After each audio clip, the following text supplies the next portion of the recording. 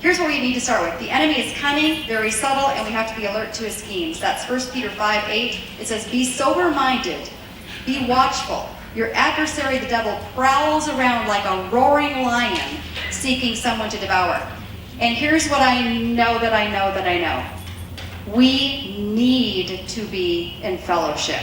We must be in fellowship, because when we're not regularly connecting in intimate fellowship with other women, when you're not sharing your deepest fears, because we all have fears, and when you're not sharing the deepest concerns in your life, in your marriage, with your children, then the enemy takes you out when you're all by yourself and you don't have anyone praying with you, you don't have anyone encouraging you and kicking you back in the game and saying, get back in there, God's not done with the situation yet. When you're just off by your own, the enemy takes you out.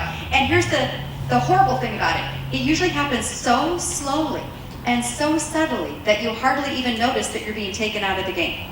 One of his top schemes is keeping you away from inspiring fellowship with strong believers. Keeping you away from strong, inspiring fellowship with strong believers. Hebrews 10:24. And let us consider how we may spur one another on toward love and good deeds, not giving up meeting together, as some are in the habit of doing, but encouraging one another. And it also came to mind Ecclesiastes 4. 2 people are better off than one, for they can help each other succeed. If one person falls, the other can reach out and help. But someone who falls alone is in real trouble. Don't you like that translation? Because it's so true. When you fall alone, you're in real trouble. We need each other. And the enemy is so crafty. I cannot tell you how disturbing it is to me, because I just get so blasted mad at the enemy. Because I cannot tell you how many women text me about 2 hours before the Wednesday morning SOS, and about 2 hours before the Thursday night SOS, saying, I just came down with the worst migraine. I just had my child puke all over me. I just had a sore throat that just popped out of nowhere. I just got a flat tire. And it's like, oh, it just has the enemy's fingerprints all over it, doesn't it? All over it. And you know what it is? He wants to keep you isolated.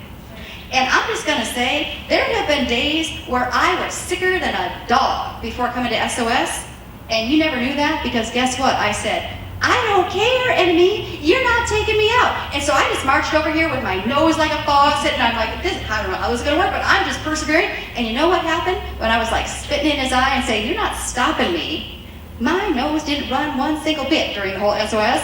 And it's like, you know what? It was just all a plot from hell.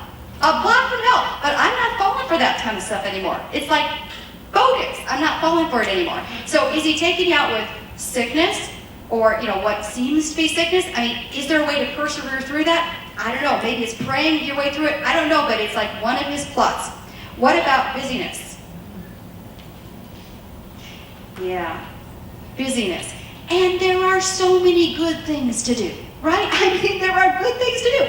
Kids' activities galore. You could be busy every single minute with a great activity for the kids.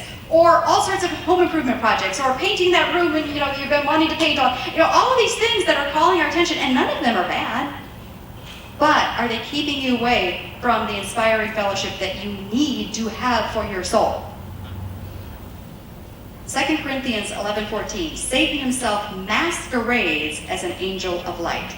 So, he, just gets you, pouring hours and hours and hours into a hobby, or watching TV, or doing Pinterest, or whatever it is. And again, none of these things are inherently bad, but if he can get your attention completely diverted by this beautiful delusion over here, you're no longer really effective in the kingdom, you're not engaged in fellowship, your prayer life, maybe kind of slipped away, your Bible reading time slipped away because you're engaged in this other thing that's kind of a beautiful delusion.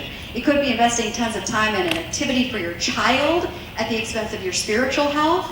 I know I'm probably not going to make a lot of friends by this statement, but I'm just going to go ahead and do it, because I don't really care if you like me. I just want you to like God. I just want you to seek God. Really, that is the bottom line. I just want you to seek God with your whole heart. Here's the deal, and I have been a mom of young children, and it's so tempting to just get them involved in so many activities and just be running around, and you can sacrifice your own spiritual health in the meantime.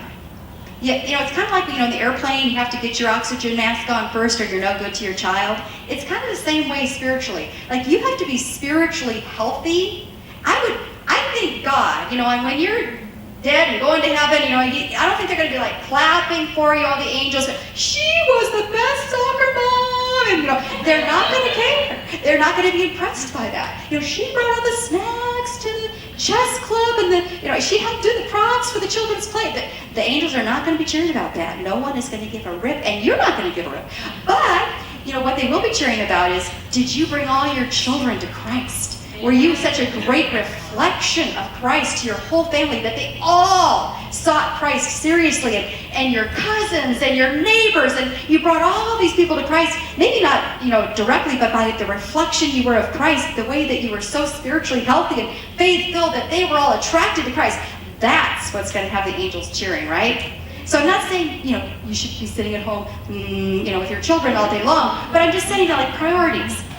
Wouldn't it be better to be spiritually healthy and vibrant, have vibrant faith?